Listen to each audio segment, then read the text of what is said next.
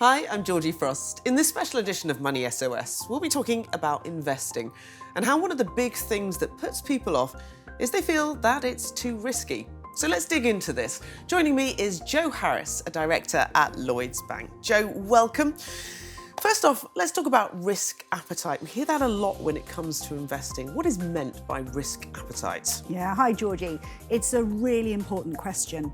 So risk appetite simply means the level of risk that someone is comfortable with. So in terms of money, that would mean if you want to put money away, you might put it into a savings account, so an instant access or a fixed term deposit. And in that instance, your money is secure. Some people are looking for a higher return on their money, and that's where they might think about investments, where you start to bring in risk. So typically, if somebody wants a higher return, they might be prepared to take more risk with the aim of making more money off the back of it. What's really important is understanding what's your risk appetite, what are you comfortable with, and finding the right investment or savings account for you. In some instances, investments might not be the right option if you don't feel comfortable with that, and you always need to remember that the value can go down as well as up. I know that many readers that I speak to say that they can find the concept of investing a little bit daunting. We conducted a nationwide poll recently which said that a quarter would be willing to take a risk to get a potential higher return. What would you say to those people? Yeah, so lots of people do find it quite overwhelming. Investing can be a great way to look to increase your money over the longer term. Typically, I'd say this is sort of 5 years plus that you're thinking about with this. I think where people get worried is they feel that they have to play the market or time the market and be an expert in this, and that's not the case. Instead, there are lots of options out there where people can put together investment funds for you and just put money in over time, a regular amount. It doesn't need to be a lot, and just start that habit.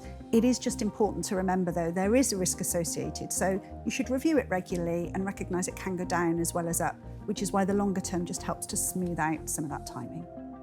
And it's also important not to put all your eggs in one basket. Yeah, so having a diverse portfolio of investments can really help you smooth out that risk. It doesn't have to be complicated though, because you can look at something like an investment fund where an expert will put together a fund for you and manage that. So if you don't feel that experienced or you want to take more of a hands-off approach, that can be a great solution. Something like an exchange traded fund, for example, is a good thing to consider. An ETF. Yes, that's right. So an ETF will track a particular sector or index or commodity, and it's a great way, again, where somebody will put that together for you. Now, there are hundreds to choose from. What we've done at Lloyds Bank is create what we've called our ETF quick list. So there's 16 of them, and they cover a real range. So for example, UK property or clean energy or US technology, whatever you might be interested in. And it's done in a very simple and straightforward way, so you don't have to be as engaged in picking the stocks and shares yourself.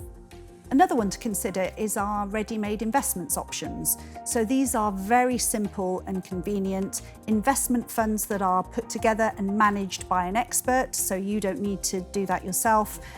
You just pick the level of risk that's appropriate for you. That's interesting, because of the people we spoke to, just over half said they felt that you needed knowledge in the stock market to invest. While you don't need to be an expert, knowledge will give you confidence. Yeah, that's right. I think knowledge is always going to give you confidence. There are ways to get started though. I think if you don't feel that confident, by doing a monthly amount into an investment and starting to drip feed so it builds up over time and you can monitor it and start to feel more confident, that's one way that you can do it. There is so much educational content and material available and tools to help you think about what might be right for you.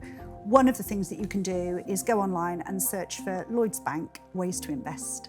Jo, thank you so much, very helpful. And of course, you can go to Times Money Mentor for plenty more articles as well. Until next time.